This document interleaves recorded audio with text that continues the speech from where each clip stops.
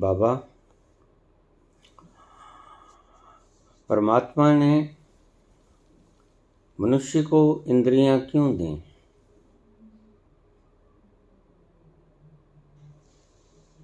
कृपया इसे समझाने का कष्ट करें।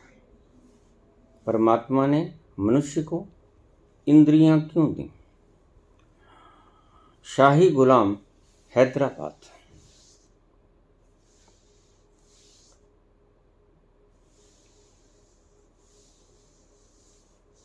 पहली बात तो नाम ही गलत है। गुलाम भी कभी शाही होते हैं। शाही गुलाम, हैदराबाद। गुलाम भी कभी शाही होते हैं। गुलाम तो बस गुलाम होता है। शाही या दरिद्र ऐसा गुलाम नहीं होता। गुलाम तो बस गुलाम होता है।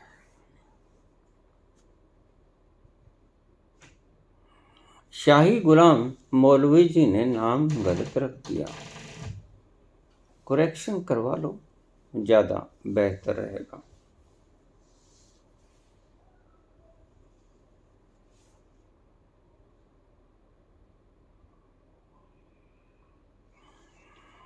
भगवान ने मनुष्य को इंद्रियां क्यों दी?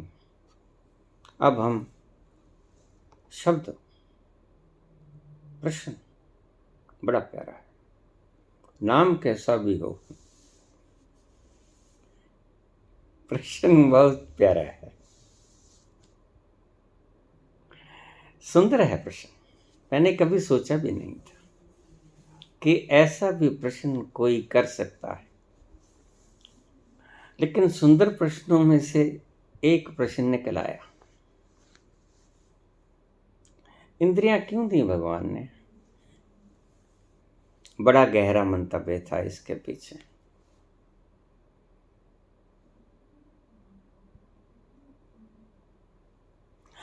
ताकि इंद्रियों के क्षणिक सुख को देखकर तुम तृप्त तो होगे ही नहीं, ये तो पक्का है। किसने नहीं भोगा और किसने नहीं त्यागा?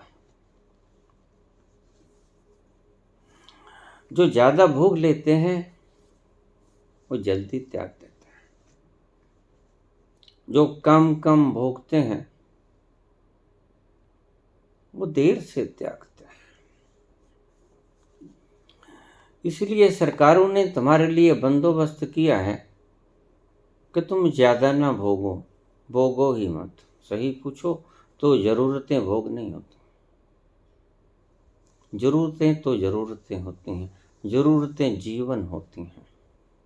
बस वहीं तक महदूद रखा किसी भी सरकार ने।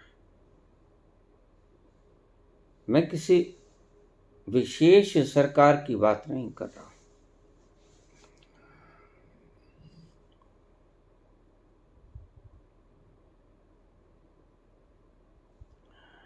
इंद्रियां क्यों दी भगवान ने मनुष्य को? ताकि इंद्रियों के क्षणिक सुख से तुम इस विराट सुख का जायजा लगा सको।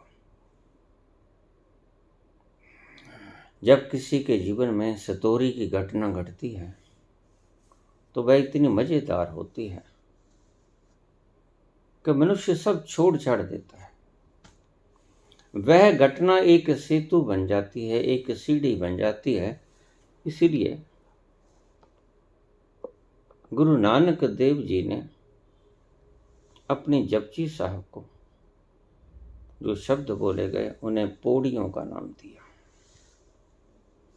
पहली सीढ़ी पर आ गए जैसे ही तुम सतोरी की झलक पाए।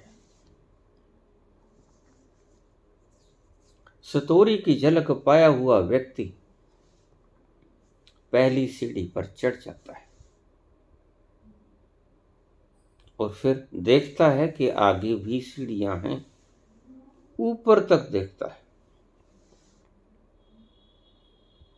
और धीरे धीरे वह सभी सीढ़ियों को चढ़कर छत पर आ जाता है।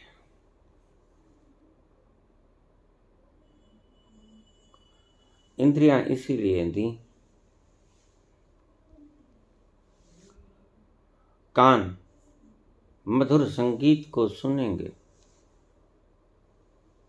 कितना मजा आता है, लहलहा उठता है रोम रोम मधुर आवाज को सुनकर, मन होता है और सुने।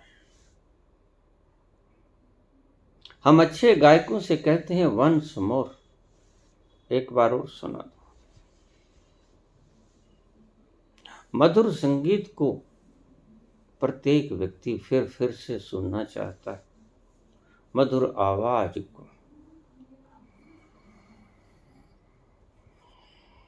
कंठ कोकिला को प्रत्येक व्यक्ति पुनः पुनः सुनना चाहता है। स्वाद है एक उसमें, टेस्ट है उसमें, उसमें एक मजा है।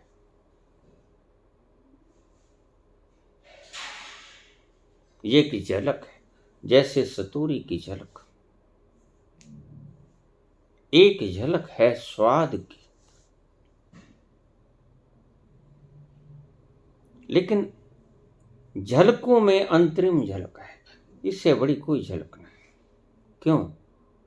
क्योंकि ये ईश्वर की सर्वोत्तम झलक है। आंखों से सुंदर सुंदर दृश्य देखते हो,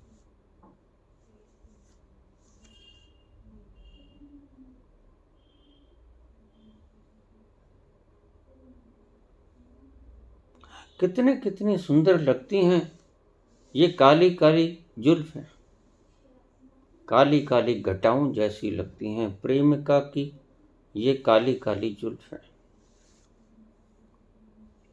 कितना मजा आता है,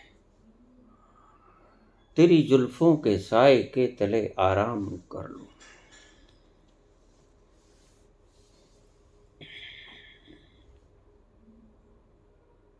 मगर डर लगता है कि इसमें कहीं जुएं ना हो,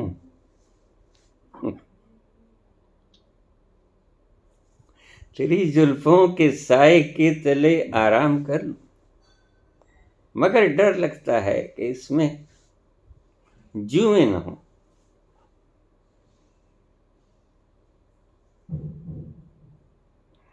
ये जितनी भी इंद्रियां दी हैं, आंखों से सुंदर सुंदर दृश्य को देखो, पहाड़ों से कल कल गिरते हुए झरने, पहाड़ों के ऊपर श्वेत बर्फ की तहें, लेयर्स कितनी शीतलता प्रदान करती हैं आंखों को भी और मन मस्तिष्क को भी।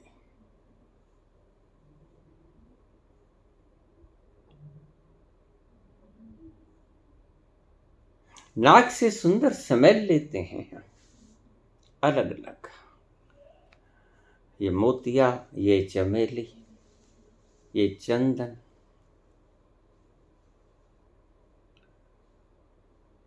ये खुशबू तुम्हें कुछ याद दिला जाए बस। अगर अर्क निकालोगे तो उपनिषद का वो शब्द याद आएगा, रसो वैसा। यह सब रस रूप हैं। कर्ण का मधुर संगीत रस है और रस परमात्मा है। रसो वैसा, वह रस रूप है, रस ही है वो, परम रस है।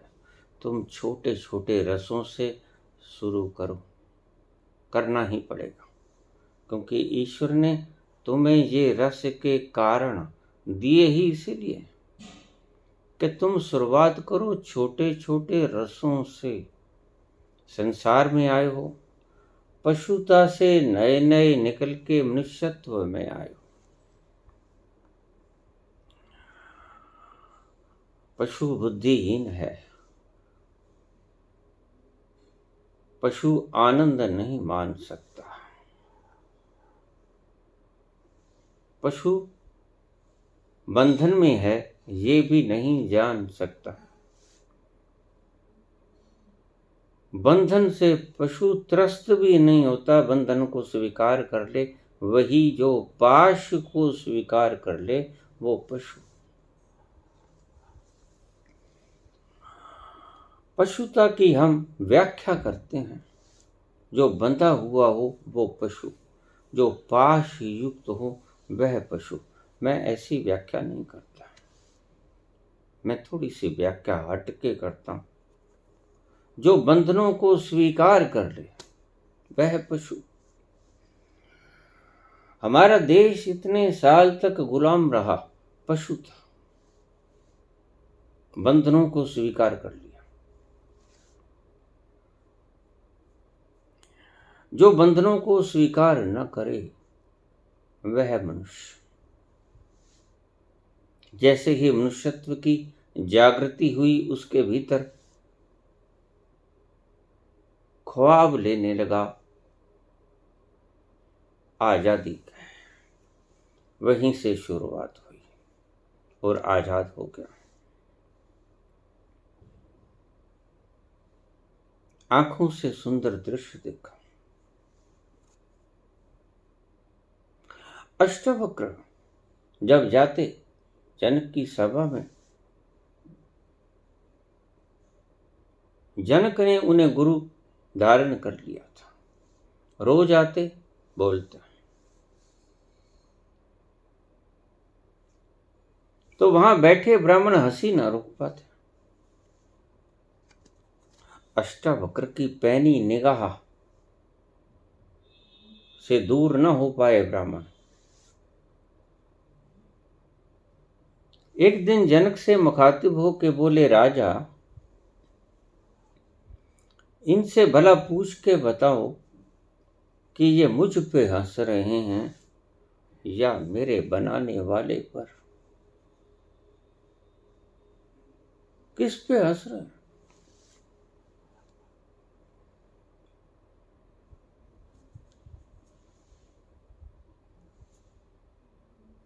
एक खूबसूरत युवती जा रही थी, अति सुंदर खूबसूरत, और एक मनुष्य थोड़ा प्रौढ़ अवस्था में।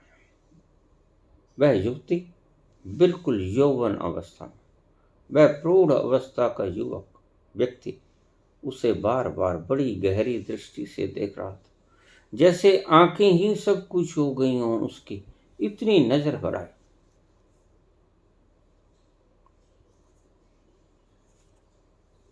उस युवती ने अपने पतिदेव की तरफ इशारा किया कि यह व्यक्ति मुझे घूरे जा रहा है, कितनी देर से मैं देख रही हूं। फिर निगाह पलट लेती हूं, जैसे ही मुड़ के देखती हूं यह झांकता ही मिलता है। पतिदेव को गुस्सा है, क्योंकि पत्नी को आप अपनी जागीर मानते हैं।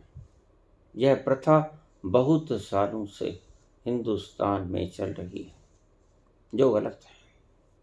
कोई किसी की जागीर नहीं होता। जागीर तो तुम्हारा खुद का शरीर भी तुम्हारी नहीं है।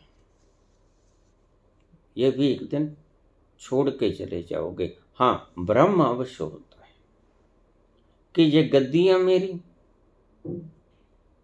ये मेरे अंडर काम करने वाले सभी गुलाम मेरे, ये जनता मेरी, ये राज्य मेरा, ये देश मेरा, हुकूमत कर रहा हूं मैं। ये गलत फहमियां एक दिन टूट जाती। तो वह मालिक, तथा कथित मालिक, गया उस गौर से देखने वाले प्रौढ़ व्यक्ति की तरफ, अभी भी झांक रहा था। उसने उसकी आंखों के आगे से हाथ फेराए। वह व्यक्ति थोड़ा होश में आया। क्या बात है, तुम कैसे घूर घूर के देख रहे हो मेरी पत्नी की तरफ? कितनी देर हो गई तुझे?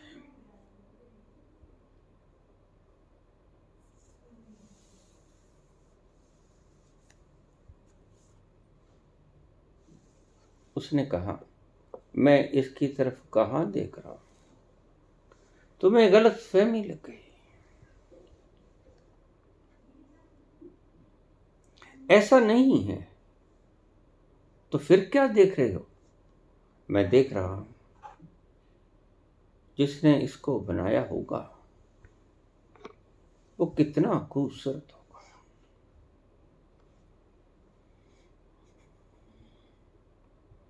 जिसने इस माटी को गढ़ा होगा वह कितना खूबसूरत होगा। बस यही देख रहा हूं।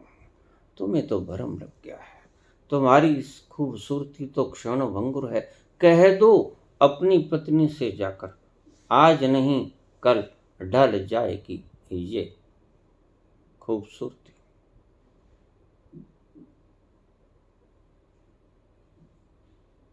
लेकिन तुम्हारी तरफ मैं कहां देख रहा हूं?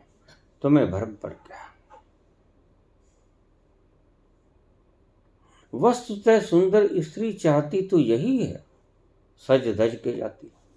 देखिए, 5 मिनट बाजार जाना होता है, 2 घंटे मेकअप में लगा देती थी। कारण कारण आप खुद ही समझते हो कि लोग मुझे देखें। आमंत्रित तुम खुद करते हो। स्त्रियां खुद आमंत्रित करती हैं कि लोग मुझे देखें,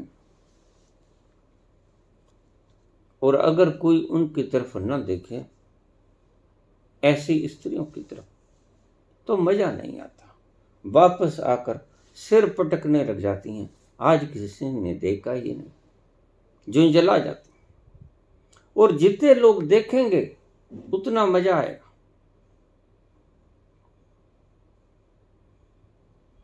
निमंत्रित करती हैं स्त्रियां। 2 घंटे लगा के मेकअप किया था, किसी ने झांका ही नहीं।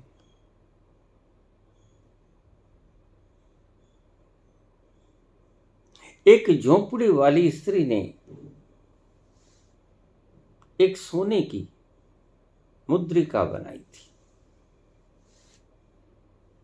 नई बनाई थी। अंगूठे के साथ वाली उंगली में डाली। जब भी कोई बात करता, उसके लिए तो वह मुद्री ही काफी थी। स्वर्ण मुद्री कभी उसके बाप दादों ने नहीं देखी थी। किसी तरह बना ली। झोपड़ी में रह रही, आदेश करती है।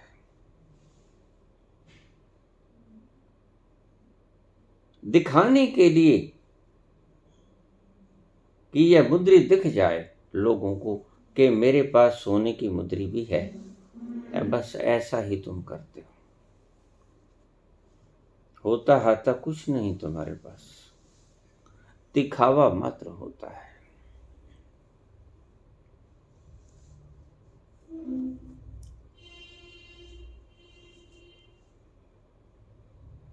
बार बार इशारा कर रही थी, लेकिन किसी ने नहीं देखा। बड़ी शक पकाई, भीतर भीतर दुखी रहने लगी। उसने कहा, ये तो बात खराब। इतना कर्ज भी उठाया, इतनी मुश्किलात भी उठाई, इतना श्रम भी किया, और ये स्वर्ण की एक अंगूठी बना ली लोगों को दिखाने के लिए। लोग झांक ही नहीं रहे, क्या किया जाए? तो उसने झोंपड़ी को आग लगा दी। घास फूस की झोंपड़ी दू दू करके जलने लगी। भीतर सामान भी था, बच्चे बाहर निकाल लिए। लोग पानी की बाल्टियां भर भर के ले आए।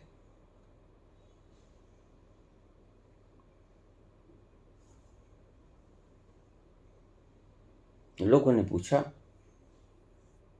जैसे ही आग बुझ गई तो लोगों ने पूछा, ये कैसे लगी आग? तो बोली कि जो सामने कोई आग जला गया था, उंगली का इशारा करके वहीं से हवा आई होगी और घास फूस को छू लिया होगा, और वहां से चिंगारी फैली कि मेरी झोपड़ी को आग लग गई। उंगली का इशारा किया तो सभी ने। उसके सोने की अंगूठी देखी तो स्त्रियां पूछने लगी कि ये सोने की अंगूठी तुमने कब बनवा ली? गरीबों की बस्ती थी। कहती अरे बहुत लेट हो गई, अगर पहले ही पूछ लिया होता तो ये झोंपड़ी तो ना जलती। अगर तुम्हें कोई सुंदर कह दे तो 2 घंटे खराब तो ना होंगे। तुम दिखलाना चाहते हो, बचने का तो नखरा मात्र होता है, वास्तव में तो तुम दिखलाना चाहती हो।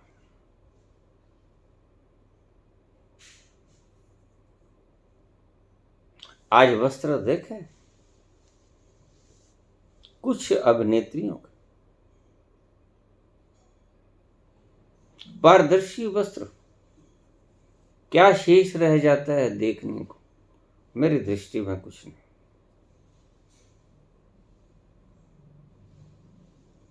लेकिन अगर पारखी हो देखने वाला, पारखी कहता हूं, तो उस खूबसूरती के पीछे छुपी बदसूरती को देख लेगा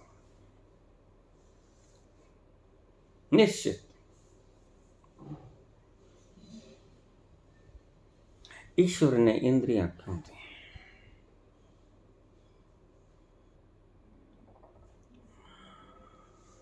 ताकि इंद्रियों के द्वारा आप उस रस की पहचान कर लो।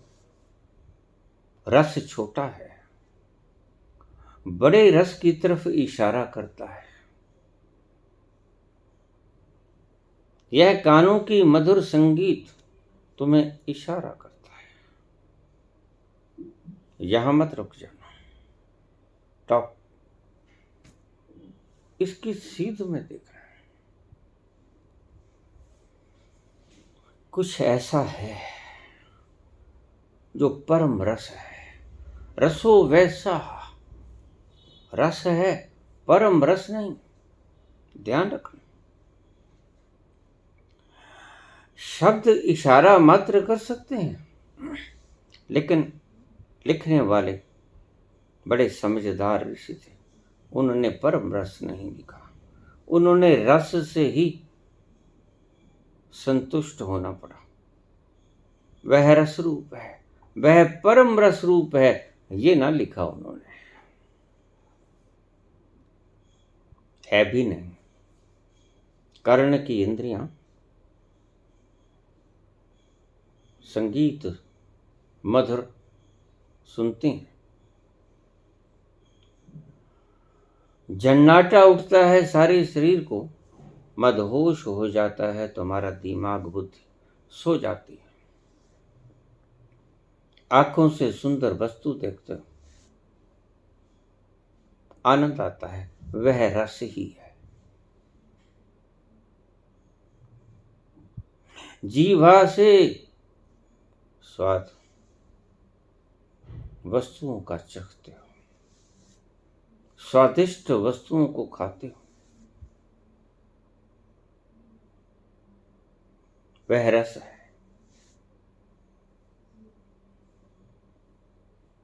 त्वचा से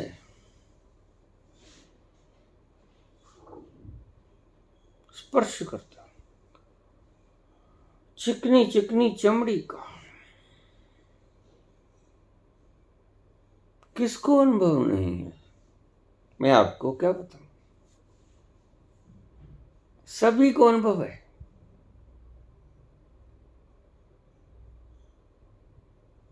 ये इंद्रियां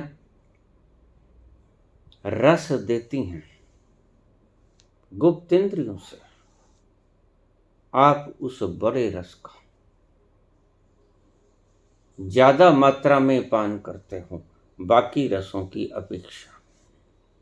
यह कर्ण, ये आंखें, यह जीवा, यह त्वचा, और पांचवी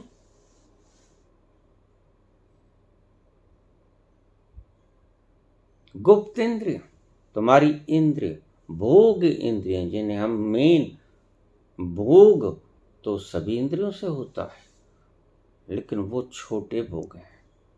कानों से इतना आनंद नहीं आता, इतना रस नहीं बरसता। आंखों से इतना रस नहीं बरसता। जीवा से इतना रस नहीं बरसता। स्पर्श से इतना रस नहीं बरसता जितनी काम के अंतरंग क्षणों में जाने से रस बरसता है। वह तो पीक पर ले जाता है आपको। बड़े से बड़ा इशारा है उस परम रस की तरफ। रसो वैसा, वह रस रूप है। और ये इशारा करते हैं। यह एक शैडोज की तरह है जो आपको इशारा करते हैं कि कुछ है,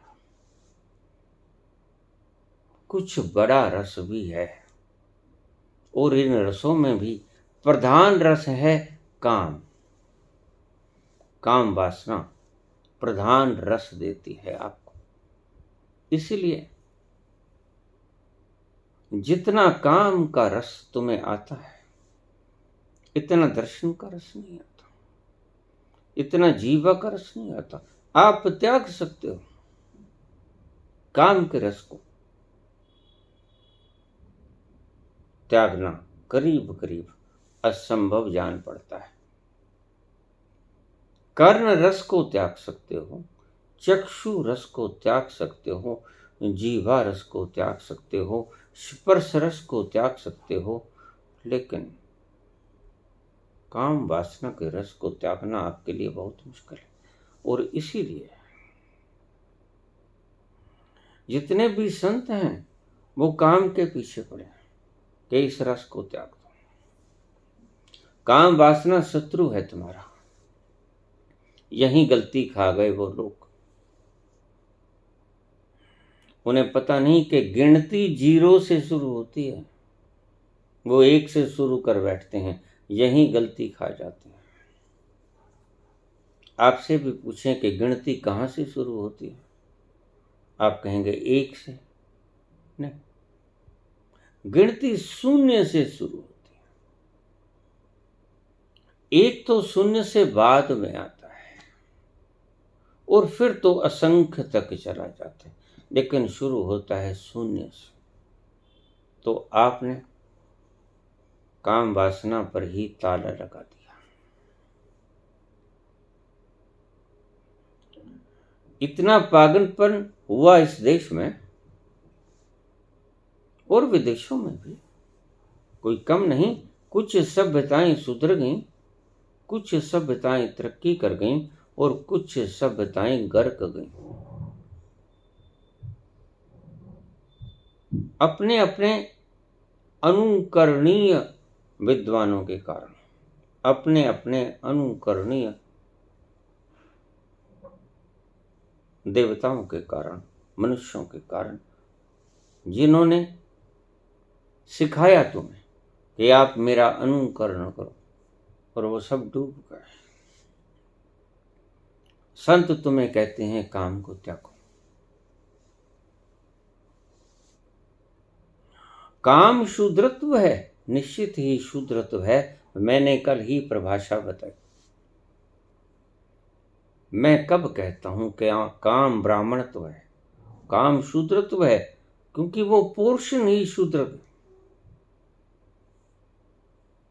सारी गंदगी को निष्कासित करने का सारा इंस्ट्रूमेंट उसी स्थान पर जड़ा हुआ है, नाभि के नीचे।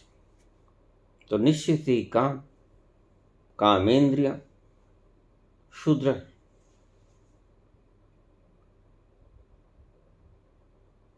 यानी छोटा रस। शूद्र का मतलब क्षीण, शूद्र का मतलब छोटा। काम समझाने की चेष्टा तो बहुत की थी। शूद्र रस है, आप उसे महारस मान लेते हो।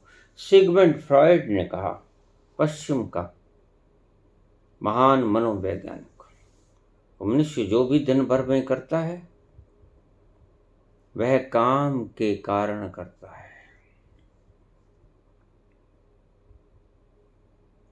काम के इर्द गिर्द घूमता है उसका सारा कर्म। जो कुछ भी करता है काम के इर्द गिर्द ही करता है, काम के कारण ही करता है। मनुष्य जो कुछ भी दिन में करता है, दिन भर में करता है। सिगमंड फ्रायड की ये खोज अद्भुत थी, लेकिन आपने उसका इशारा नहीं समझा। उसका इशारा तो आप समझ गए, लेकिन बड़े सिगमंड फ्रायड के जो हमारे मनीषी थे, उनका इशारा आप नहीं समझे। वो जब कहते हैं कि इन्हें भोग लो, और भोग के तुम जानोगे कि नहीं, एक बार तृप्ति मिली, परम तृप्ति नहीं मिले, फिर वहीं लौटने को मन करता है, फिर वहीं जाने को दिल करता है, फिर वहीं उसी स्वाद को चखने का दिल करता है। इंद्रियां क्यों दी परमात्मा ने? इस खंडित सुख को जानने के लिए, खंडित रस को मानने के लिए, लेकिन इसलिए नहीं कि इस खंडित रस के ही गुलाम हो जाओ। शाही गुलाम जी आपसे कर, नाम भी तब्दील कर लीजिएगा। शाही गुलाम नाम की कोई चीज नहीं होती। गुलाम सदा ही क्षुद्र होते हैं, गुलाम सदा ही गरीब होते हैं, गुलाम सदा ही परतंत्र होते हैं।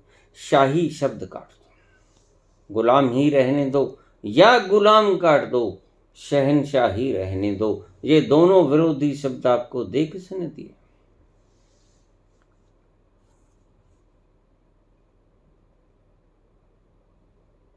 इशारा थे कि अगर उसकी दी हुई इंद्रियों में रस है जो हमें कुछ देर के लिए मस्त कर देता है, संगीत कर्ण रस, रस है। ये काव्य रस में कितने रस आते हैं? ये वीर रस है, ये वो रस है, ये वो रस है। आप सुनना जरा कविताएं।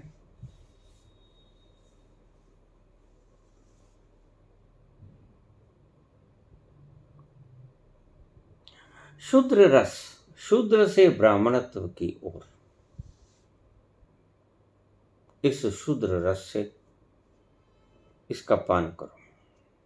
पहली बात, मैं आ बा सा से शुरू करूंगा, ABC से। ये लोगों ने गलती ही यहीं से कर ली। आपको सीधा सीधा सपने दिखाने शुरू कर दिए उस ब्रह्मलीनता के, और पौड़ियां कोई थी नहीं। बिना पौड़ियों के ब्रह्म रस में कैसे उतरोगे? एक एक पौड़ी चढ़ना पड़ेगा, एक एक सीढ़ी नापनी होगी। और इन्होंने तुम्हें स्वप्न दिखा दिए, सबज बाग दिखा दिए ब्रह्म रस के। आप उलझे हुए हो आज, ब्रह्म रस तो ना पा सके, ऊंचे ऊंचे चिल्ला रहे हो, शिवोहम शिवोहम शिवोहम शिवोहम, अमर आत्मा सच्चिदानंद मैं हूं। जिसे शस्त्र काटे न अग्नि जलाए, गलाए न पानी सुखाए, वही आत्मा सच्चिदानंद में। शिवोहम शिवोहम गुंजायमान है। आज जाके देखिए, आप तीर्थों में, हरिद्वार जाके देखिए,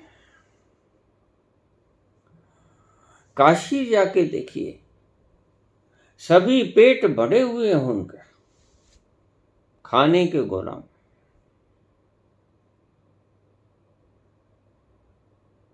शिव होने का दंभ भर रहे हैं कि मैं शिव का स्वरूप हूं। शिवोहम। एक शंकराचार्य की फोटो मैंने देखी, उनका पेट, हाथी बेचारा शर्मा जाए। मैंने सोचा कि ये खाता कितना होगा और उठता कैसे होगा। अवश्य ही 10 लोगों का सहारा लेके उठता होगा या कोई क्रेन खींच के इसको उठाती होगी। और ये मनुष्य है और ये क्या समझाएगा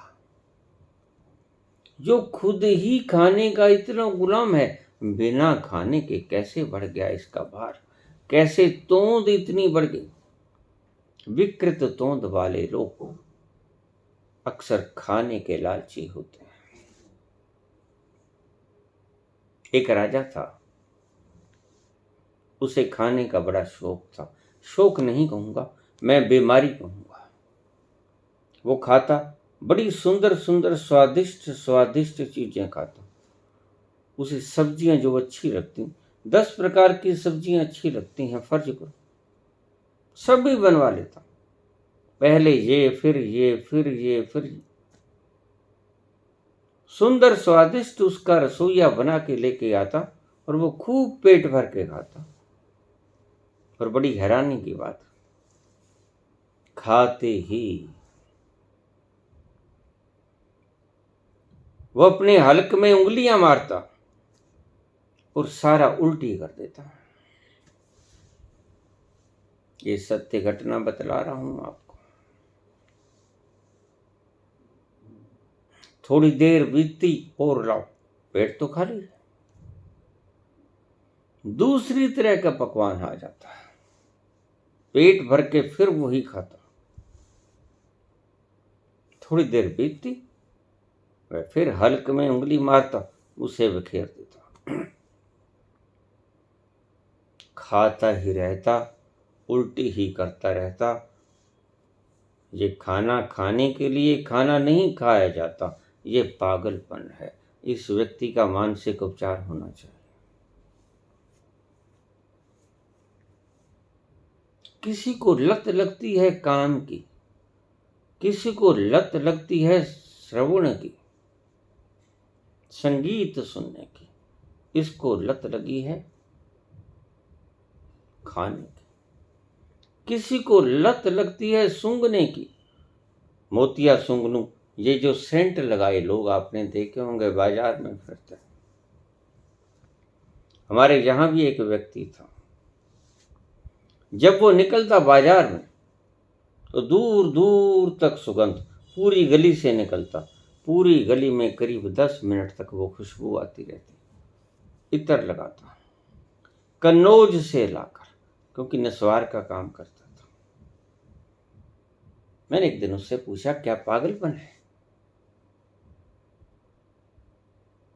तुम लोगों को अगर ये खुशबू पसंद नहीं तो उनको क्यों संगाती हो?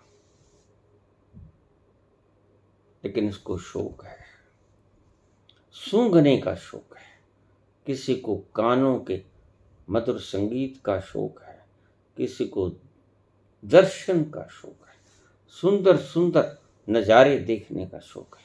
चलो वहां चलें, कश्मीर चलें, कुल्लू चलें, मनाली चलें, बाहर के देशों में अच्छी अच्छी चीजें देखने चलें, घूमने चलें।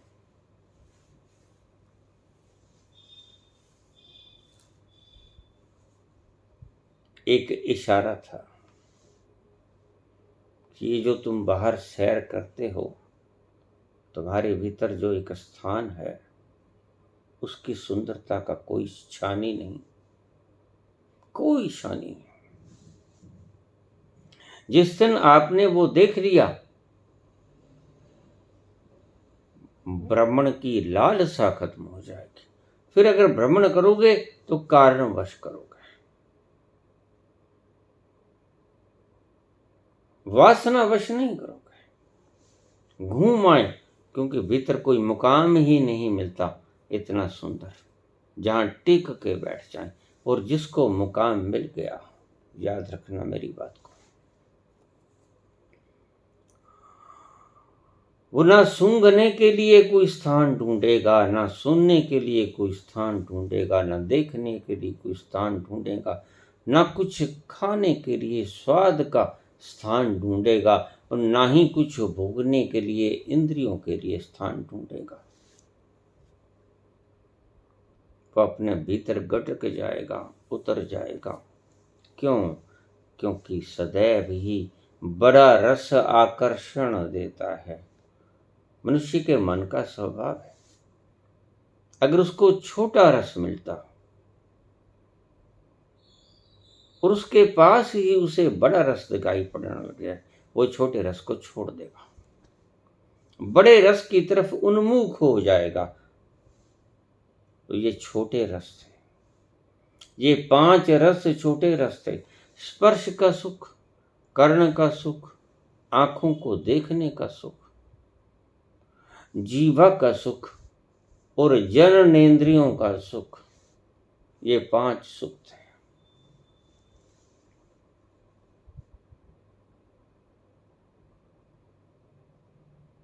आप तब तक अटके रहोगे इन सुखों में। लोग मुझे रोज कहते हैं बहुत दुखी हूं। भोग लिया, सारा संसार भोग लिया, अब क्या करें? अब वही करो जो बुद्ध ने किया। बुद्ध भी थक चुका था, सब कुछ था, न कुछ खाने की कमी थी,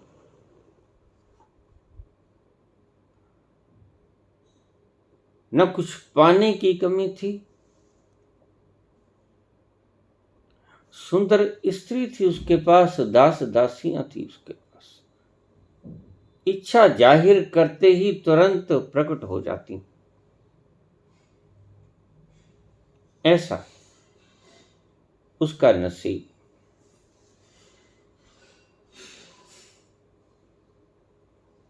दो तरह के नसीब होते हैं। एक बच्चा दूध मांगता है, उसको थप्पड़ पड़ता है, उसका दूध किसी ने छीन लिया है। शब्दों को ध्यान से सुनते रहना। एक बच्चा पानी मांगता है, उसको ठंडा दूध मिलता है। अपना अपना नसीब है।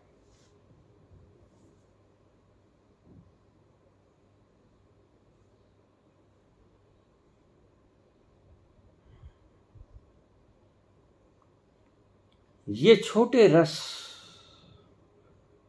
काश तुम इन रसों से कुछ इशारा ले सकते। ये कुछ रस आपको, प्रत्येक रस आपको इशारा देते हैं, और इशारा ही आप समझ नहीं पाते। आप बार बार उस शुद्रत्व में उतरना चाहते हैं।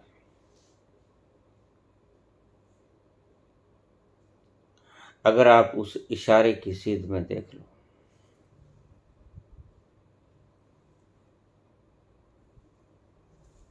तो जिधर ये इशारा है उधर चलना शुरू कर दोगे। बुद्ध को इशारा दिख गया था, नानक को इशारा दिख गया था, कबीर को इशारा दिख गया था, महावीर को इशारा दिख गया था।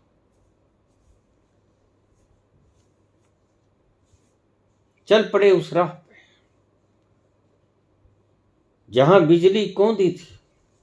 देख लिया कि कुछ है, यहां तो कुछ नहीं। 2 तरीके से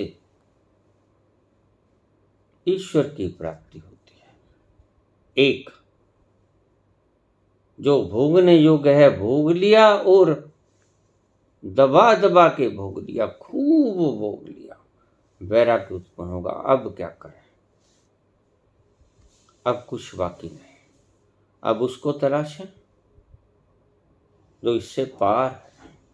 और बताने वाले लोग सदा ही रहे हैं कि कुछ है जो इसके पार है। और कोई जीवित पुरुष न रहे तो शास्त्र तो सदा से हैं, वो तो बता ही देंगे आपको कि कुछ है जो इन रसों से पार है। वो ढूंढ लो, अगर सब भोगों में कुछ नहीं मिला है तो। लेकिन भोग भी आप कहाँ भोग पाते हो? लालसाएं अधूरी रहती हैं। घबराना मत। 1 जन्म 2 जन्म अभी नए नए हो। 100 जन्म 200 जन्म कभी तो जागोगे। कभी तो मन भरेगा, क्योंकि सभी जन्म जब आप छोड़ोगे उन शरीरों को, घरों को, तो कुछ संस्कार लेके जाओगे साथ में, उन कर्मों को। एक कर्म और एक कर्मों की छाया, उसे संस्कार कहते हैं। जैसे आप जब चलते हैं, आपकी छाया आपके साथ चलती है, तो आपके कर्म जब साथ जाएंगे तो कर्मों की छाया, संस्कार भी आपके साथ जाएंगे। संस्कार आखिर में तृप्ति के पास पहुंचे जाते हैं। ध्यान रखना, जहां आपने समाप्त कर दिया, उससे अगला जीवन, उससे आगे शुरू होने को है।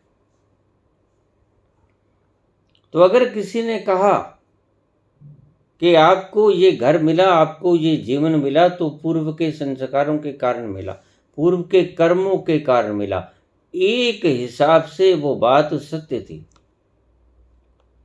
कि इतना भोग लिया, उसके बाद उस स्थान पे ले चलो जहां इससे ज्यादा भोग उपलब्ध हों।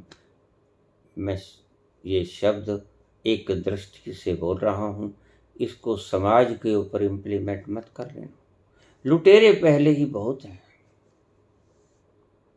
मैं एक तथ्य की बात बताता हूं, प्रकृति जो आपको मुहैया करती है, किसी बहुत अमीर घराने में कोई अपाहिज भी जन्म ले सकता है, भोग भी ना सकेगा, फिर क्या करोगे? प्रकृति बड़ी समझदार है। सही पूछो तो प्रकृति से बड़ा समाजवादी और कोई है ही नहीं। प्रकृति सभी को उसकी औकात दिखा देती है, समानतावादी है प्रकृति। अगर आपको किसी कारण से अमीर का घर मिल गया, तो अगर वो आपको भोगवाना नहीं चाहती तो आपको अपाहिज कर देगी। अगर आपको जीवा का टेस्ट वो नहीं देना चाहती, जीवा छीन लेगी। आंखों का सुख नहीं देना चाहती, अंधा बना देगी, सूरदास बना देगी। कानों का सुख नहीं देना चाहती, कान छीन लेगी।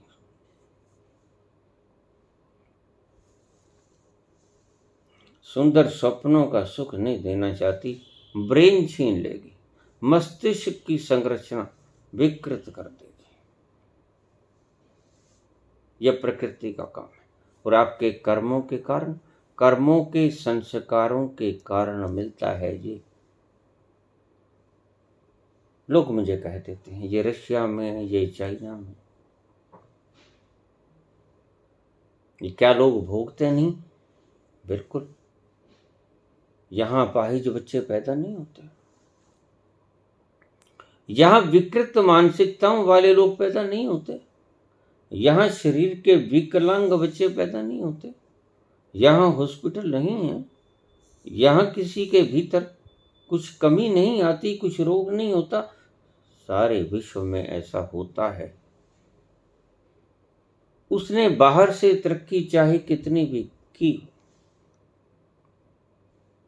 मैं एक बात कई बार बता चुका हूं, दीपावली का दिन था और दीपावली में सभी जगह शोर शराबा, पटाखा, खुशी में हम वातावरण को दुखी कर देते हैं, बारूद छोड़ा जाता है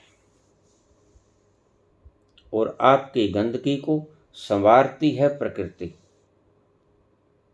आप उसे अननेसेसरी बोझ दे देते हो, इन पटाखों की जहर को सोखने का, जो कि जरूरी नहीं था। बस एक घटना घटी थी, आप नाच गा के उसे नहीं मना सकते, आप दीप जला के उसे नहीं मना सकते। वास्तव में तो दीपावली का नाम ही दीपमाला था। दीप जलाओ, घी के दिए जलाओ, वो वातावरण को शोभायमान करेंगे, सुगंधित करेंगे, वातावरण के लिए अमृत साबित होंगे। हमने हवन यज्ञ इसी दृष्टि से शुरू किए थे, कारण कुछ और बना दिए गए। घी के दीपक जलाओ। आज भगवान राम अयोध्या वापस आए, खुशी से नाचो, वाद्य यंत्र बजाओ, उसके गुणगान करो, उसका कीर्तन करो, मनन करो, खुशी मनाओ, जश्न मनाओ। बिल्कुल इसीलिए ही ये त्योहार था। लेकिन जब आप विकृत कर देते हो तब मुसीबत आती है। ये पटाखों को बजाने का, ये बारूद का जहर बिखेरने का आपको कौन से शास्त्र ने इजाजत दी? ये मनुष्य की शरारती दिमाग की खोज है और रुकने वाली नहीं है। अगर आप कहोगे मेरे 1 मिनट बोलने से रुक जाएगी, नहीं, मैं तो आपको सिर्फ एक तथ्य बता रहा हूं। ये इशारा करते हैं।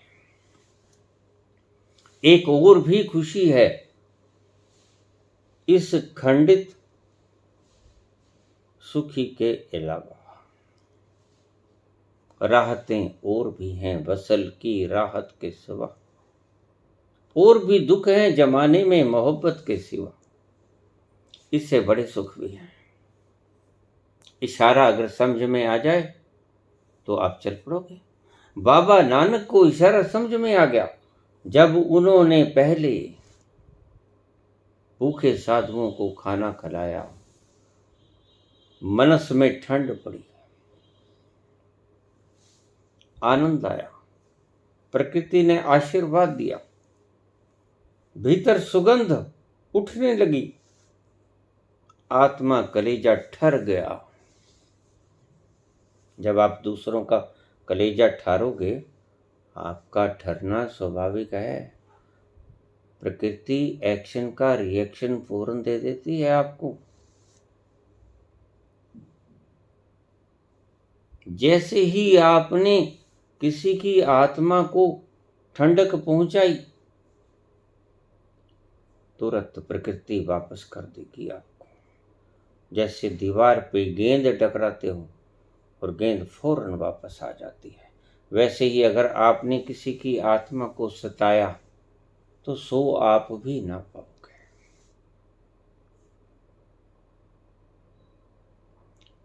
ये एक विधान है, इसे लिख लेना हृदय पटल पर।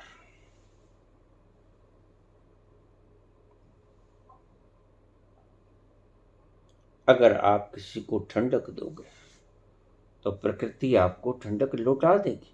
प्रकृति बराबर बीच में है, फंसी हुई है।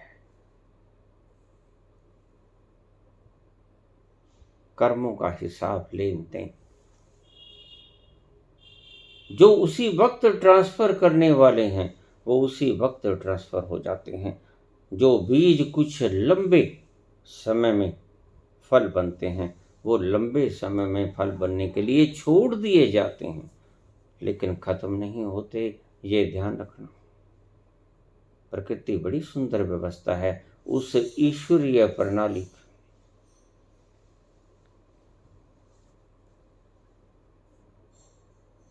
ठंडक पड़ी, वह पहली झलक थी, समझ आ गई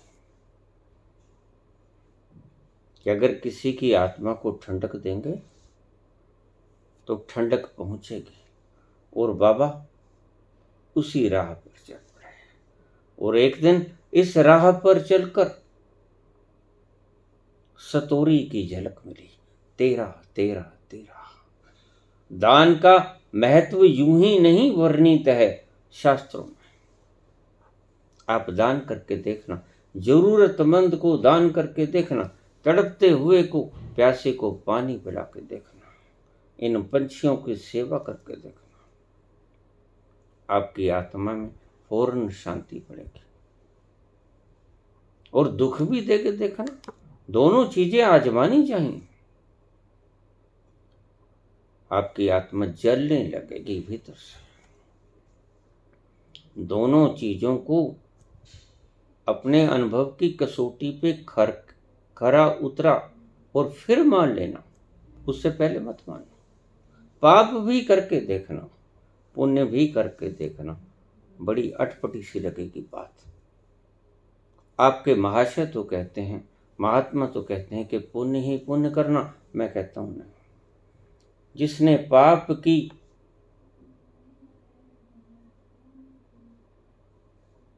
कांटों से असहनीय दर्द को न सहा हो, वह मुड़ेगा कैसे पुण्य की तरफ। इसलिए पहले तो पाप ही करना। पाप से पीड़ा उत्पन्न होगी, ये मैं जिम्मेवार अगर ना हो, क्योंकि प्रकृति के सिद्धांतों को बाखूबी जानता हूं। पाप करना सो तुम भी ना सकोगे, जागना पड़ेगा। गहरी निद्रा में आगे सो जाते थे, आज पाप करके सोना, समझ आ जाएगी। पहले निष्कर्ष लेना और पाप करना। पाप करने से सुख नहीं मिलेगा, दुख मिलेगा। और जब दुख मिलेगा तो आत्मा बखूबी जानती है क्या सुख होता है, क्या दुख होता है। पाप से मुड़ जाओगे पुण्य की ओर, और वो पुण्य से ही पुण्य होगा। ये जो दान का इतना महत्व बताया, मरते मरते कर्ण के लिए यह प्रसिद्ध था कि वह रोज सोना दान करता था।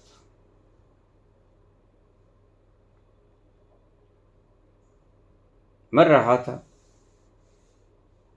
अर्जुन को अभिमान हुआ कि मेरे से बड़ा दानी नहीं। उसने कहा चलो, मेरे से बड़ा भक्त नहीं कृष्ण को, चलो। मरता हुआ कर्ण लुढ़क रहा था।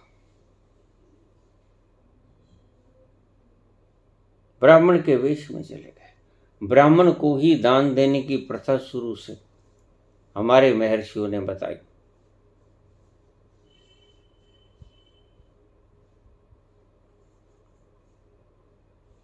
अलख जगा दी। कर्ण ने कहा मैं मरण के कगार पे हूं। उन्होंने कहा हमें स्वर्ण दान कीजिए। कर्ण के पास कुछ नहीं था। उसने पास पड़े पत्थर को उठाया, पत्थर मांगा कि भगवान ये पत्थर मुझे दे दो। क्या करना है? मेरा दांत सोने का मड़ा हुआ है, और कुछ नहीं है मेरे पास, ये दांत तोड़ के दे दूंगा आपको। कहते खुद ही उठा। घिसटते हुए कर्ण ने वो पत्थर उठाया, और कर्ण ने वो पत्थर जोर से मारा उस सोने मड़े दांत के ऊपर। दांत टूट गया।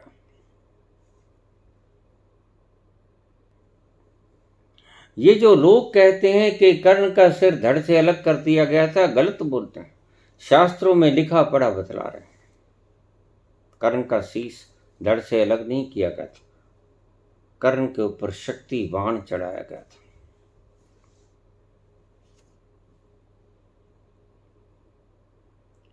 मरते मरते घिसटते हुए उसने पत्थर को उठाया और पत्थर को दांत के ऊपर जोर से मारा। लहू लुहान तो पहले ही था, दांतों से भी लहू निकलने लगा। उसने दांत को फाड़ा और कहने लगा लो भगवान। कृष्ण कहने लगे ये नहीं, ये तो झूठा है।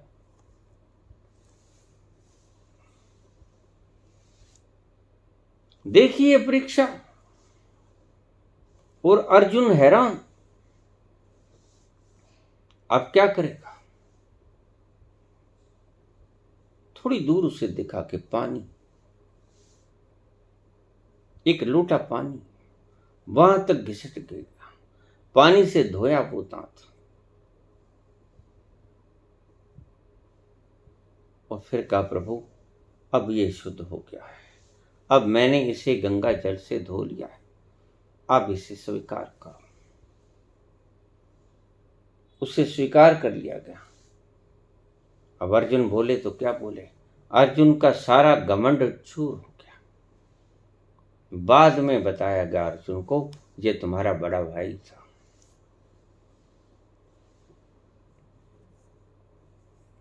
दान की महिमा अगर इतनी लिखी गई तो इसीलिए नहीं लिखी गई। लोग मुझे रोज कहते हैं, ये जो इतना इकट्ठा करते हैं, लोगों के पेट काट कर, गरीबों की कब्र बनाकर, गरीबों की जान निकाल कर, गरीबों को मौत पुरस्कार में देकर जो बैंकों में इतना जमा कर रहे हैं, इनका हशर क्या होगा? मैंने कहा, इनका हशर जो होगा ये इन्हें खुद ही भुगत लेने देना, तुम चिंता मत करना, तुम किसी का छीनो मत, तुम बांटो। मूर्ख नहीं थे वो लोग जो शाम को सब कुछ बांट कर सो जाया करते थे, उन्हें ईश्वर पर विश्वास था। ये इकट्ठे करने वाले लोगों की एक बात आपसे बता दूं कि इनको ईश्वर के ऊपर कोई विश्वास नहीं, इनको धन के ऊपर विश्वास है, मनुष्य की बनाई हुई मुद्रा के ऊपर विश्वास है। मनुष्य की मान्यता है मुद्रा, और कुछ भी नहीं। मुद्रा को आप खा नहीं सकते, भूख लगी तो पेट नहीं भर सकता, कैलोरीज नहीं प्रदान करेंगी। तो जो दूसरों का छीन के बैंकों में गिरा देते हैं, भाग जाते हैं बैंकों से कर्जा लेके, तुम उनकी चिंता मत करो, वो अपनी करनी खुद भुगत लेंगे। तुम अपने काम में मस्त रहना, बस तुम्हारा पेट भरा और तुम हरि गुण गाना। तुम्हारा हशर तुम्हारे कर्मों के मुताबिक, उनका हशर उनके कर्मों के मुताबिक। उनका खान पान, उनका पहरावा देखकर ईर्ष्या मत करने लग जाना, ये तुम्हारी मूर्खता होगी।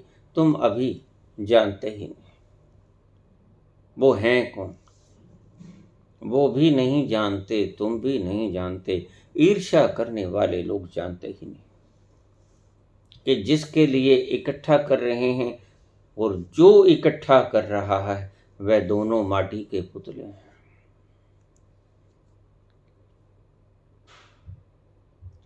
असली तत्व जिसके कारण ये जिंदा हैं, उसको तो ना मुद्रा की जरूरत है, ना जोरू की जरूरत है, न जमीन की, न जर की, उसे किसी चीज की जरूरत नहीं, वह बेजरूरत है, उसकी कोई आवश्यकता नहीं।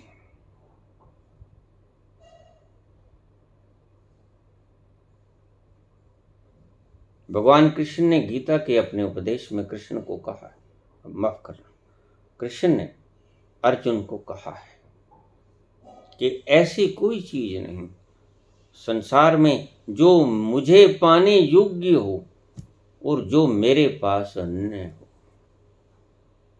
ऐसी कोई वस्तु नहीं जो संसार में मेरे पास न हो और जो मुझे पाने योग्य हो। सब कुछ है मेरे पास,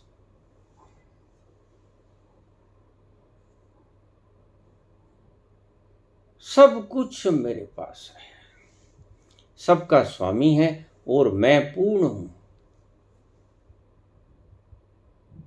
मुझ में कोई कमी नहीं। पूर्ण में कुछ और डाला नहीं जा सकता, जो गगरिया भर जाती है उसमें आप एक बूंद भी नहीं गिरा सकते। वो जो एक बूंद गिराओगे वो छलके।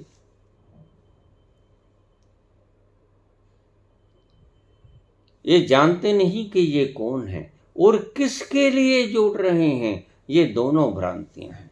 अगर तुम्हें भ्रांति है तो तुम्हारे बच्चों को भी भ्रांति होगी, उनके बच्चों को भी भ्रांति होगी। ये भूल मत जाना, माटी माटी के लिए जोड़ रहा है। एक संस्कृत में शब्द आता है, उसका हिंदी तर्जमा है, पूत कपूत तो क्यों धन संचय। अगर पुत्र कपुत्र है तो धन संचय क्यों करते हो, वो उड़ा देगा। पूत सपूत तो क्यों धन संचय, अगर पुत्र सपुत्र है तो फिर भी धन संचय क्यों करते हो, वो खुद कमा लेगा।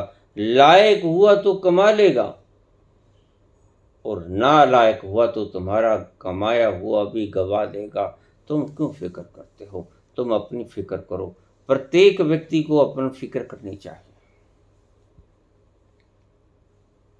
लेकिन साथ में भूल मत जाना, अपने कर्ज फर्ज अवश्य पूरे करते हैं। जैसे ही तुम फुर्सत में आ जाओ अपने फर्जों से मुक्त होकर, इसलिए सनातन में यह प्रथा बनाई गई थी। 25 तक ब्रह्मचर्य, 50 तक वानप्रस्थ और 50 तक गृहस्थी, 75 तक वानप्रस्थ और उसके बाद संन्यास्त सही उम्र गिनाई गई थी। बड़े समझदार मनीषी थे। 75 वर्ष की उम्र तक इंद्रियां भी साथ देना बंद कर देंगी। सहयोगी है। अगर इंद्रियां तुम्हारी साथ ना दें, भड़के ना, तो तुम्हारे पास वक्त ही वक्त है। तुम गुमराह नहीं हो पाओगे इंद्रियों के द्वारा। इंद्रियों में बल ही नहीं रहा। अपना आत्म तत्व देखने में आपको प्रयास बिल्कुल भी नहीं करना पड़ेगा। प्रयास तो अब भी नहीं करना पड़ता, लेकिन जैसे ही आप अप्रयास में जाने की चेष्टा करते हो, रोज ही मुझे ऐसे ऐसे कमेंट्स आते, बाबा क्या करूं, काम बड़ा घेर लेता है, ये फर्ज बड़े घेरते हैं। उसी वक्त क्रिया योग का वक्त होता है, उसी वक्त हमारा ऑफिस लगना होता है, क्या करें। शाम को थके मांदे आते हैं, नींद आने लग जाती है, भूखे होते हैं, खाना खा के नींद आ जाती है, क्या करें, वक्त मुहैया नहीं होता। और आप कहते हैं कि फुर्सत के लम्हे पैदा करो। मैंने आपको सत्य बता दिया, फुर्सत के लम्हों से ही वो मिलेगा। फुर्सत के लम्हे पैदा करो, कर सकते हो। ताश मत खेलो, फिल्म मत देखो। बहुत से ऐसे काम हैं जो आप बिना जरूरत के कर रहे हो, वो वक्त ही वक्त है। एक बार ताड़ी तो लग जाए, फिर तो ये अपने आप छूट जाएंगे। ताड़ी लग जाए, आपकी तार बढ़ जाए, आपकी सुरती लग जाए, आपको उस झलक को एक झलक मिल जाए, सतोरी की एक झलक, वो ताड़ी लग गई। देख लिया आपने, देख लिया तो उसके बाद आप ये बेवकूफियां ना कर पाओगे, ये मूर्ताएं ना कर पाओगे।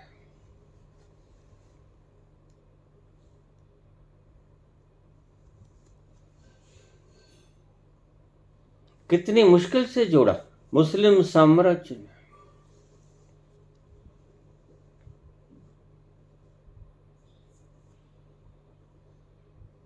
लेकिन आखिर में आकर लुटा दिया गया।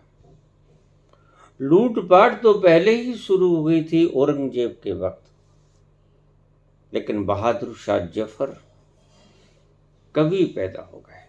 कवि हृदय, सुंदर हृदय,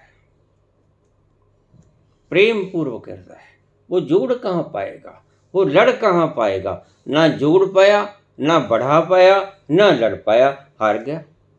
मुस्लिम साम्राज्य का अंत हुआ। कहां तक बचाओगे अपनी पीढ़ियों को? नहीं, कुछ नहीं होने वाला। तुम्हारी समझ से कुछ नहीं होने वाला। उसकी समझ से ही होता है जो कुछ होता है। इंद्रियां क्यों दी ईश्वर ने? क्योंकि इंद्रियों से पाए गए रस से ये आपको एक इशारा मिले कि अगर ये रसों में फर्क है, कान के सुनने से रस कम आता है, जीवा के रस, आंखों के रस, त्वचा के रस से ज्यादा संभोग में रस आता है, तो कहीं ऐसा तो नहीं कि संभोग से ज्यादा रस भी किसी चीज में आता हो। अगर किसी दिन बिजली की तरह ये बात कूद गई तो आप बुद्ध की तरह निकल जाओगे सिंहासनों को लात मार के और खोज लोगे उससे जो परम रस है। इसलिए इंद्रियों को दिया गया है। ये इंद्रियां सीढ़ी हैं, जैसे बाबा ने पौड़ी की, ये सीढ़ियां हैं। इन इंद्रियों के द्वारा आप उन इशारों की सीध में झांक सकते हो। जिस दिन आपके मन के भीतर ये बात जच गई कि कहीं ऐसा तो नहीं है, ये शास्त्र ठीक बोल रहे हैं, ये जो लोग बिना किसी कारण के सभी तो आपसे फीस नहीं भरवाते हैं शिविरों की, कुछ ऐसे भी लोग हैं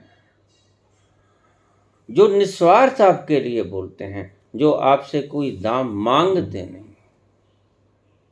आप उन्हें खुशी से खाना दे दो तो ले लेते हैं।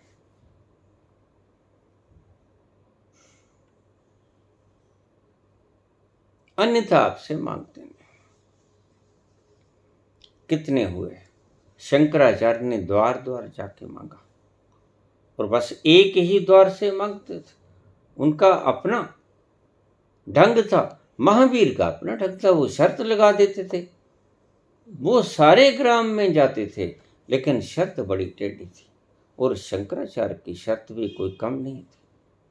न जाने कौन सा घर आ जाए वहां पर खाना हो ही ना, लेकिन शंकराचार्य की शर्त से महावीर की शर्त ज्यादा सख्त थी। अटपटे से शर्तें रख देना प्रकृति के सामने, कौन जाने आपके द्वार पर शंकराचार्य खड़ा हो, इसलिए दान की इतनी महत्ता बताई गई। और कभी दान दे के देखना, थोड़ा दान देते वक्त भी देखना आपकी आत्मा को कितनी ठंडक मिलती है। ये जो लोग समाज सुधारक बन जाते हैं, इन्हें लो लगी होती है, इन्हें वो आनंद कहीं ना कहीं मिला होता है, और उस आनंद की किरण के सहारे इनकी सेवा भाव बढ़ती जाती है। लेकिन पीछे होती है वो आनंद की शीतल किरण, बांटने का सुख, चाहे वो दूसरों से लेके बांटते हैं, लेकिन ये भी क्या काम है, ये भी साधुवाद के पात्र हैं। लंगर की प्रथा चलाई गई। आज खालसा धर्म को देखो, जहां भी कहीं विपत्ति पड़ती है, खालसा वहां सबसे पहले पहुंचता है। इन्हें चस्का लग गया है, इन्हें वो ठंडक का मजा आता है, इन्हें वो खुशी का एहसास जब होता है तो इनका मन अकस्मात ही खींचा चला जाता है उस तरफ जहां कोई विपत्ति पड़ी है। चलो उनकी विपत्ति में शरीक हो जाओ, उनको हरो। इंद्रियां इसलिए दी थी कि आप इनकी इस छोटी अनुभूति से उसकी सीध में देख लो कि कोई बड़ी अनुभूति भी है इस सुख की, जो अनंत गुणा कर देती है इस आनंद को। और भोगते भी जाना, भोगना नहीं छोड़ना, लंगोट बांध के न बैठना, ये समर्पण करके मत बैठना। ध्यान रख लेना, यहीं रह जाओगे, मुझसे लिखवा लो।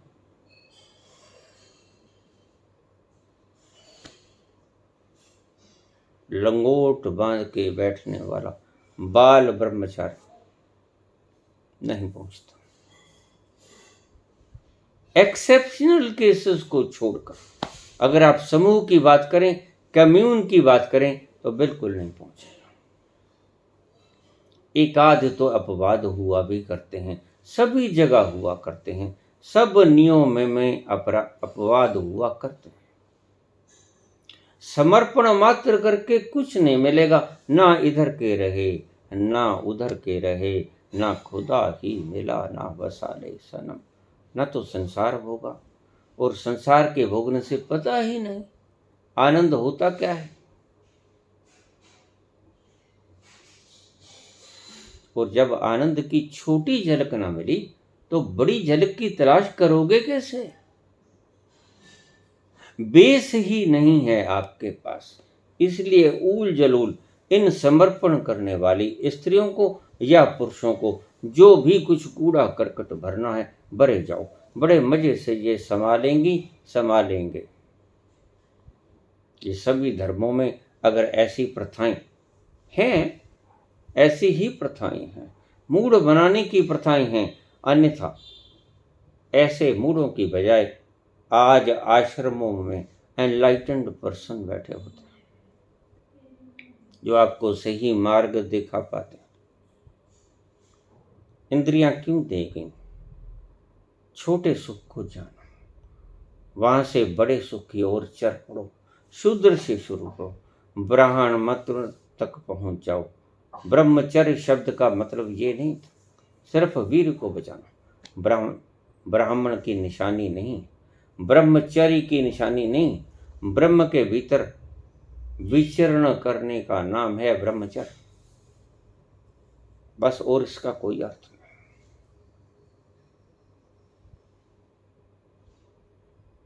इंद्रियां क्यों दी गई ईश्वर के द्वारा? छोटे सुख को मान लो और बड़े सुख को इशारे की तरह देख लो और उसकी तरफ चल पड़ो। सुख नहीं पाओगे इंद्रियों में। हंसीबो, खेलीबो, करीबो ध्यान। हंसो, खेलो। ये हंसने खेलने के लिए संसार है। इन इंद्रियों से स्वाद मानो, बिल्कुल मत दमन करो। अगर ये भूखी हैं इंद्रियां, इनको भोजन दो। हंसीबो, खेलीबो, करीबो ध्यान, लेकिन साथ साथ में दूसरा पक्ष भी बराबर मजबूत रखो। भोगते भी जाओ इन इंद्रियों से, छोटे सुखों को भी माने जाओ, अन्यथा भटकोगे। अगर दबाने में अपनी शक्ति खत्म कर दोगे, इससे अच्छा तो भोगने में अपनी शक्ति खत्म कर दो। दबाने में शक्ति को व्यर्थ करने की बजाय भोगने में अपनी शक्ति को व्यर्थ कर दो। क्यों? क्योंकि उससे कुछ झलक तो मिलेगी, थोड़ी सी, लेकिन त्यागने में, दबाने में तो बिल्कुल कोई झलक नहीं मिलेगी। छोटी ही सही कुछ तो मिलेगा। हंसीबो, खेलीबो, करीबो ध्यान, लेकिन दूसरी बात को भी चूक मत जाना। ध्यान में भी बैठना उतनी ही प्रगाढ़ता से, जितनी प्रगाढ़ता से आप अंतरंग क्षणों में उतरते हो, उतनी ही तल्लीनता से, उतनी ही मस्ती से, उतनी ही एकाग्रता से, उतनी ही भीतर की भावना से ध्यान में भी बैठ जाओ। और एक दिन ईश्वर करे, वो नदर करे, नदरी मोक्ष द्वार, वो आपको मोक्ष का द्वार दिखला दे। आप अपने भीतर खिसक जाओ, उसकी कृपा बरस जाए और वो द्वार खुल जाए। उसकी नदर से नदरी मोक्ष द्वार, मोक्ष का द्वार खुल जाए। भोगते जाओ, अगर भोगने की इच्छा है तो। जिस दिन भोगने की इच्छा खत्म हो गई, उस दिन बुद्ध की तरह चले जाओगे और सारी शक्ति एक तरफ लगेगी, ध्यान की तरफ। तब तक दबाना मत, अपनी ही शक्ति से लड़ोगे, अपना ही नुकसान करोगे, और उसमें थोड़ा सा फायदा भी है।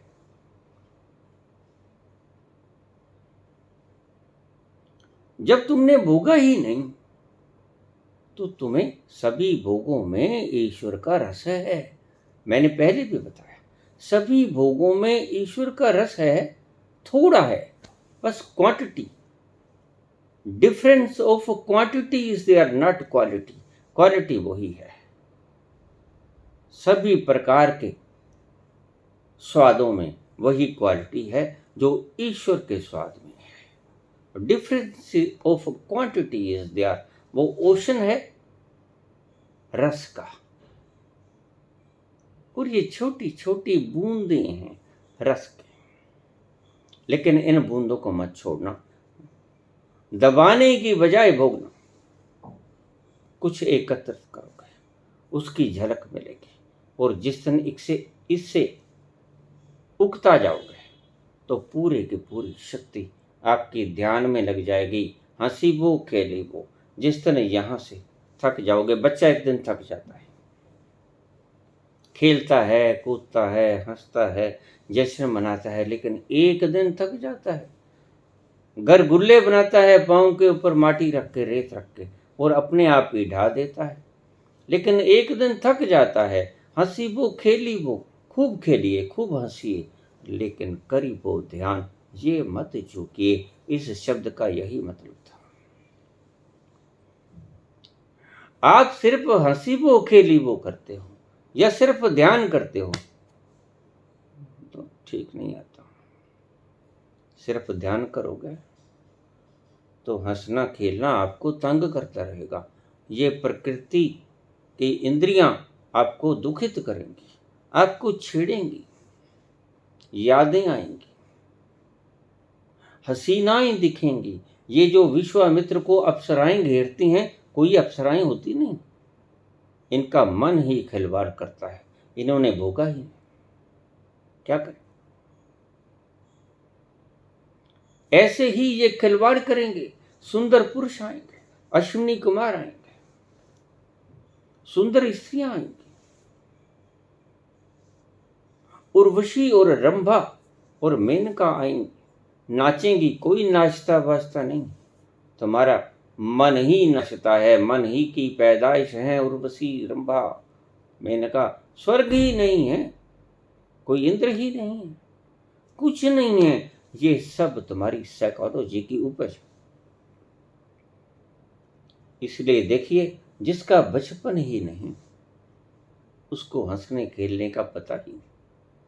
आप देखना, किसी बच्चे को अगर बचपन में वो खेला कूदा ना हो तो बड़ा होके वो विद्वान नहीं बन पाएगा, क्योंकि बचपन में खेलना कूदना था, उसकी बेसिक नीड थी, वो आपने छीन ली। आज 2 साल के बच्चे को आप करेची में जमा करा देते हो, गया हंसना खेलना, किताबों के सामने बैठा रहेगा,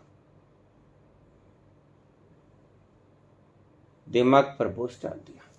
उस मासूम बच्चे को, उसको हंसने दो, खेलने दो, बल्कि खेलने में सहायता करो।